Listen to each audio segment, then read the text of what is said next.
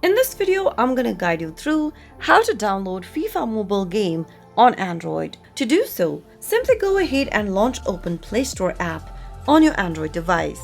Go to the search box at the top and type in FIFA mobile and search. Once you find this application that says FIFA Football from Electronic Arts, tap on the install button and begin the downloading process. FIFA Mobile is a free-to-play soccer game for Android and iOS devices. It is developed by EA Sports. With the platform, you can build your ultimate team of soccer stars from over 600 teams and 15,000 players, including the Premier League and much more. Wait until the application gets downloaded and installed on your Android device, which will only take a few minutes, depending upon your internet speed. After the app is installed, you can tap the play button and start playing FIFA Mobile right on your Android device. That is how you can easily download FIFA Mobile on Android. If you found the video to be helpful, go ahead and give us a thumbs up. Don't forget to subscribe to the channel and hit the bell icon so that you'll never miss another upcoming upload from us. I'll be back with another tutorial video again.